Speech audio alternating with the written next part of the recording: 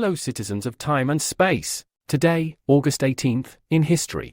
Today's event is the ascension of Genmai of Japan to the imperial throne in 707 Anno Domini. The daughter of one emperor and the mother of another, Genmai was raised to the position of empress after the death of her son, Emperor Monmu. The reign of Empress Genmai holds significant historical importance. Her reign marked a pivotal period in Japan's history, characterized by cultural transformation and political reform. Empress Genmai was the 43rd ruler of Japan and the second reigning empress. Her ascension to the throne over her male relatives was a notable deviation from the norm, reflecting shifting power dynamics within the imperial court and the increasing influence of powerful aristocratic families. Empress Genmai undertook significant reforms aimed at centralizing political power and organizing it to be directly under the purview of the imperial throne. She established and developed the new capital city of Noro, which brought various cultural institutions together in a more centralized manner. The construction of Noro as a planned city, complete with palaces, temples, and administrative buildings, symbolized a deliberate effort to create a cultural and political center that would shape Japanese society for centuries to come. Perhaps the most notable contribution to history from Genmai's reign was the compilation of the Kojiki, roughly meaning records of ancient events, in 712. This text, which sought to establish a coherent and authoritative account of Japan's origins, played a crucial role in defining Japan's national identity and provided a foundation for its cultural and religious development.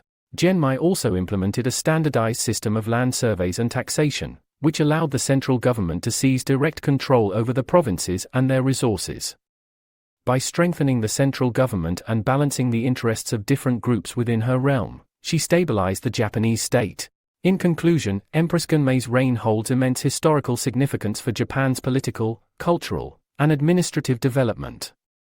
Her ascension to the throne challenged traditional models of imperial leadership, while her administrative reforms, capital relocation, and the compilation of the Kojiki contributed to the establishment of a more centralized state structure and a stronger sense of national identity. Today's event from modern history, meaning for our purposes after the year 1500, is the ratification of the 19th Amendment to the United States Constitution, which legally guaranteed the right of women to vote in elections, on this day in 1920. The first Women's Rights Convention, held in Seneca Falls, New York 1848 and organized by prominent suffragists Elizabeth Cady Stanton and Lucretia Mott, is often considered the catalyst for the movement which led to this event. At this convention, a document called the Declaration of Sentiments was written and signed, which demanded women's rights to vote and outlined a comprehensive agenda with the stated goal of gender parity.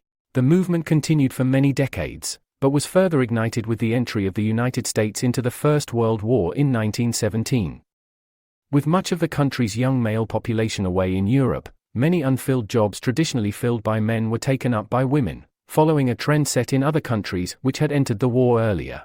Between January 1918 and June 1919, the Congress of the United States voted on the amendment 5 times, with each vote being very close to passing.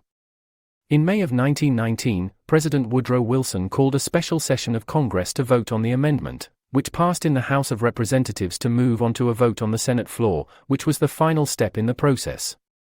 In June of 1919, the American Senate voted to approve an amendment to the Constitution which guaranteed women the right to vote, by a vote of 56 yeas, 25 nays, and 14 abstentions. The struggle for the 19th Amendment showcased the power of grassroots activism, as women from various backgrounds organized rallies, marches, protests, and campaigns to demand their right to vote. This demonstrated the effectiveness of collective action and paved the way for future social and civil rights movements. That was today, August 18th, in history. I hope your day today is brilliant as we all move forwards by looking backwards.